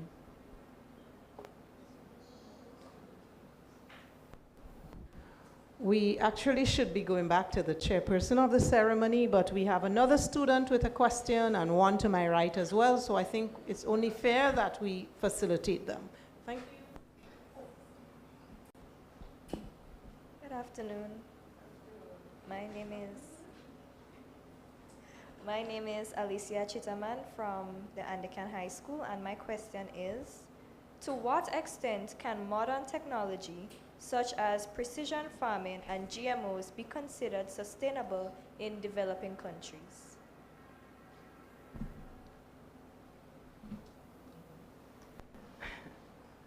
Okay, so so you mentioned GMOs, genetically modified organisms. Yes. And you mentioned another technology? Precision farming. Precision farming. So when it comes to GMOs, there's a lot of controversy as it relates to that. It's a genetically modified organism. Within the sustainable agriculture system that we spoke about earlier this morning, promoting sustainability, most of these system or approaches would recommend the use of our open pollinated, our indigenous varieties or crop types, because they are the ones that would be more adaptable to our weather conditions, withstand, for example, the high temperatures that we're experiencing, etc. And of course, they are cheaper. So having the GM, for example, incorporated into our system or introducing them into our cropping system would first mean more expense for our farmers. Because a lot of these, well, all of these varieties, you would have to pay royalties on them. These are seeds that are bred so that a farmer must continuously purchase seed. You cannot reuse the seed.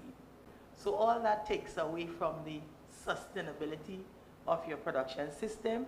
So in speaking of sustainability, promoted would be our local indigenous types of crops, varieties, or crop varieties that can withstand our tropical or the different various microclimates here. We have to look at creative ways of improving them. Here, for ourselves, we have organizations, regional organizations like CARDI that we work along to improve on our local varieties. So a scientist might be able to debate that this from another point of view, that, for example, GM, if you use within your system, for example, a GM variety that is resistant to a particular disease, that would mean a reduced dependency on chemicals. So we could look at it from that perspective as well, right? But we have to look at it from the perspective of the economics of it as well, the cost and the royalties that would have to be. So for me, within a sustainable system, I would recommend that we use our local crop types as much as possible. In terms of precision farming, excellent question.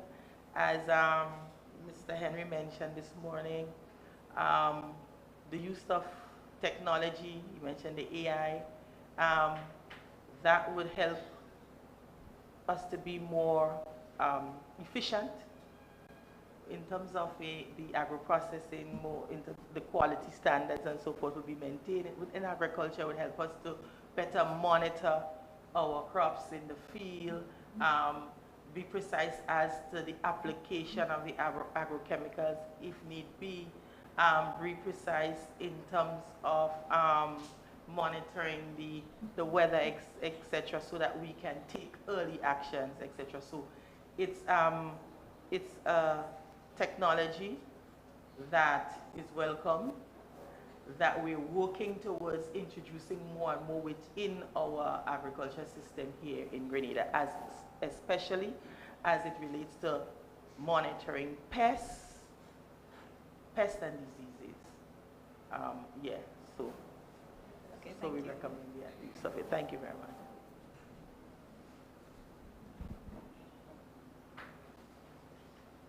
So our panelists, you didn't come here to get away with anything, huh? The students really listened today.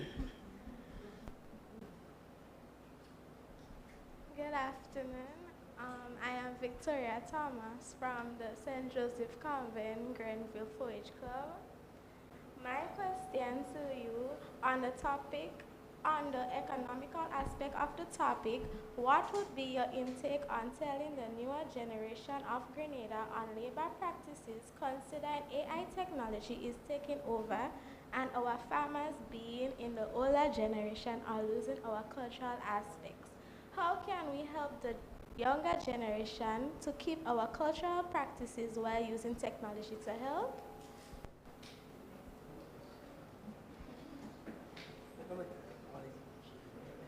Excellent question, especially now that, we want to encourage youth engagement and youth involvement in agriculture.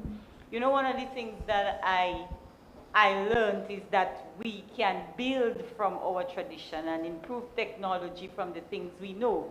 So linking what we know with the technology basically helps us to keep that sort of perspective. So what we already know, we use it to improve on the technology. And in that way, we keep you know, knowledge from generation past, but as well as we improve on things to come. So we marry the two.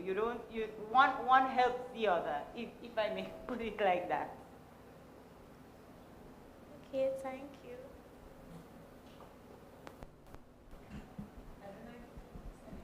Would someone like to expand on the preservation of labor given AI technology? Mentioned. I didn't remember that part of the question. You know, AI is, some people might say AI is taking over, but it don't necessarily have to be like that. We can actually use it to our benefit. So we use it, how do I put it? We still need the human intervention where AI is concerned. So you could be technologically inclined, and so you use your expertise or your knowledge within the technology to work out, to make the AI work with improving improving the things around you, improving your farming practices, etc. So AI don't necessarily have to be too much on the negative side. It can actually be utilized to help us read the labor. We also have to find innovative ways in which we can still keep us involved and engaged, because we are the ones building the technology. So we are evolving how labor is done, and not necessarily removing labor, but evolving how labor is done. So maybe those very said persons who might probably work on the farm might be the ones generating and activating the technology, and that's another type of engagement with labor. So, Mr. Chair, I think we've taken considerable time challenging and questioning the panelists, so I hand the floor over to you. Thank you, Ms. Lazarus, for that segment. I think that was the crux of today's activities. I want to hear a round of applause for everybody. I also want to recognize the presence of Permanent Secretary, Mr. Isaac Bagwan, who came in a short while ago, and we are grateful that he's able to come at least, after his previous engagement to see what's taking place and to hear from each and every one of us. So I know quite a bit was said, quite a bit was expounded on during the question section, and I want to applaud the students from both schools who would have, coined the questions. I don't know if they came prepared with the questions or if they sat there and no. Let me say, I need to ask something on that. So it's good that you are listening and participating, and I hope that you take it back also to your fellow students. I know it's live stream, and with all the technology, we talk the technology, I know you might be able to go back and see at the Ministry of Agriculture page what has happened today. So don't forget to tell your students to check out the Ministry of Agriculture Facebook page. I don't know, we have an Instagram page too? Well, I will stick with Facebook, that's where I go. Right, so I just want to also say thank you to the panelists, and for being able to first deliberate and give your interjections on the topics, and for being able to also answer the questions and give responses, especially to Senator St. Clair with the online challenges we had with the communication. At least he stuck it out with us and has remained up to this point. I'm not sure if there's anything much else I need to add, any housekeeping. Yes, so at this stage, as we come to the wrap up, I'm not going to try to summarize anything much here now. It will take probably another 10, 15 minutes, but I will give an opportunity to the Permanent Secretary, Mr. Bhagwan, to just address us and before we go to the closing. Thank you very much, Mr. Chairman, and of course, Mr. Peters is our Chief Agricultural Officer. I want to recognize Dr. Tessa Barry. Thank you very much for the continuous support and your involvement. Of course, I note quite a number of my senior officers here. Of course, Ms. Alison Haynes, who is our Chief Agronomist. We also have Mr. Henry, who is in the Produce Chemist Lab. I note Ms. Lawrence St. Louis, Chief Extension Officer, and quite a number of District Extension Officers from her team. I want to recognize, of course, parents, teachers, students, the media, all invited guests. I bring you greetings on my own behalf as Permanent Secretary in the Ministry of Agriculture, but I also bring you greetings on behalf of Ms. Minister Lennox Andrews, Minister for Agriculture. Of course, this is an extremely very busy week for the ministry, and so we've had quite a number of activities, and hence my lateness here. I also want to recognize, of course, the press. So first of all, I want to congratulate the holistic effort of the Extension Division together with the ministry for organizing this particular activity. Of course, I have not been here to listen in and to hear the debates that have been taking place, but in speaking briefly with the Chief Agricultural Officer, I saw the topics that you had to debate, and of course the question and answer segment have been quite informative. And in fact, I join with Mr. Peters in saying that you are well prepared in terms of the question that you have asked and so. So again, we want to, at the ministry level, to encourage more young people to get into agriculture. Of course, by now you know our theme is hand in hand for better food and a better future.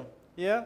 And so what we want to do is to get young people to understand that we need to change the view, the way we see agriculture, the way we do agriculture. We want to move it from a picture of someone with stained-up clothes and working with fork and spade and so, to one that is modern. And so it is a transition, as one of the questions would have asked, in terms of how do we integrate technology into agriculture.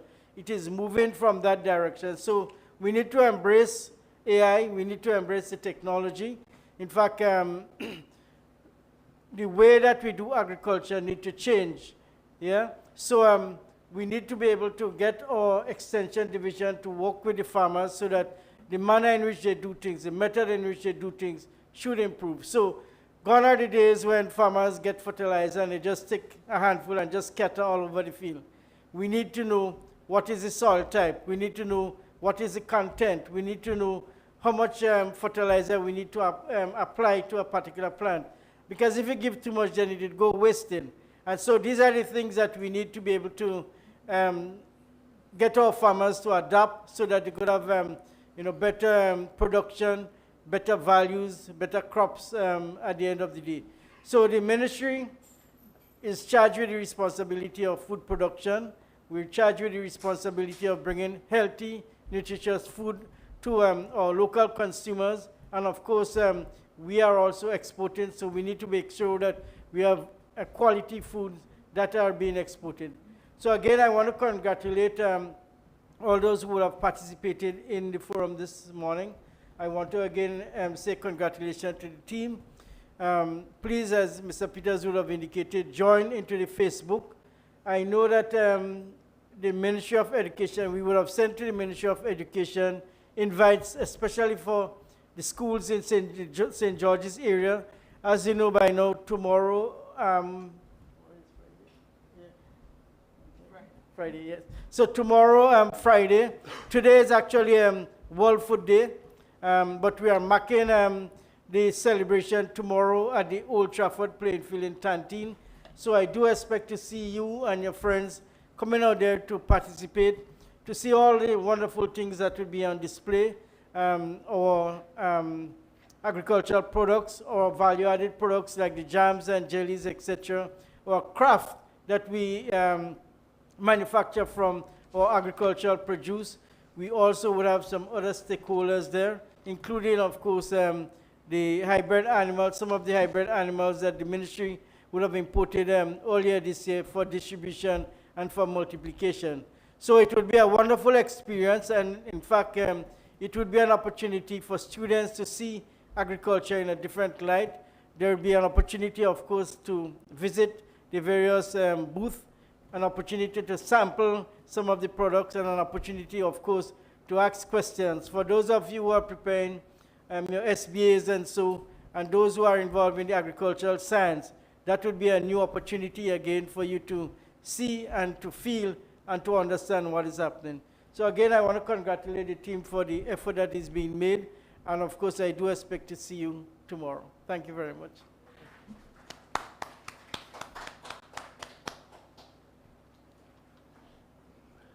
Okay, thank you very much, P.S. Bagwan. So at this stage, we'll just like to bring the curtains down on today's activity. I think it was a worthwhile activity by the Ministry of Agriculture. So do we want to see it again next year? Right, so that's our formation. So I know the planning team, when we look back, we will definitely include it for next year's activity. So I think that will be the formal wrap-up. I want to once again say thank you to everyone. I know we were supposed to just say a 5-minute wrap-up with the panelists, but at this stage, we'll forego the wrap-up and just say thank you to everyone. Thank you, Senator St. Clair. Right, and I don't think you could partake in our refreshments, but I'm kind of seeing something outside, so I will say at the wrap here, there will be some refreshment, at least water on the outside where you can quench your thirst. And so have a good day, and as PS said, hope to see everyone tomorrow at the exhibition. Thank you.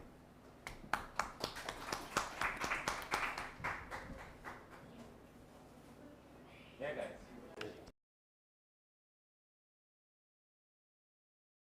Ministry of Agriculture is inviting all Grenada to join in the national observance of World Food Day 2025, guided by the theme Hand in Hand for Better Food and a Better Future. Our national celebrations will run from October 13th, culminating with a grand exhibition at the Old Trafford Playing Field, Tantine, on Friday, October 17th, 2025. Let us all unite to make this year's event the very best, connecting householders, farmers, agricultural partners, schools, and community groups. International World Food Day observance, October 16th. National World Food Day celebrations, October 13th to the 17th. Be a part of Grenada's food security drive. World Food Day 2025 is here.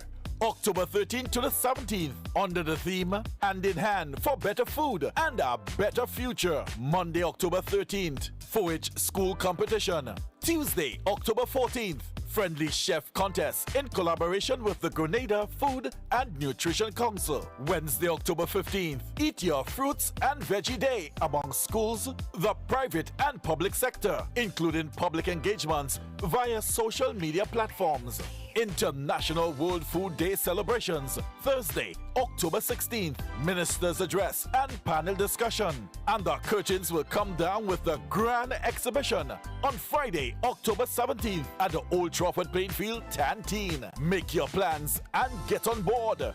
Hosted by the Ministry of Agriculture, Lands and Forestry.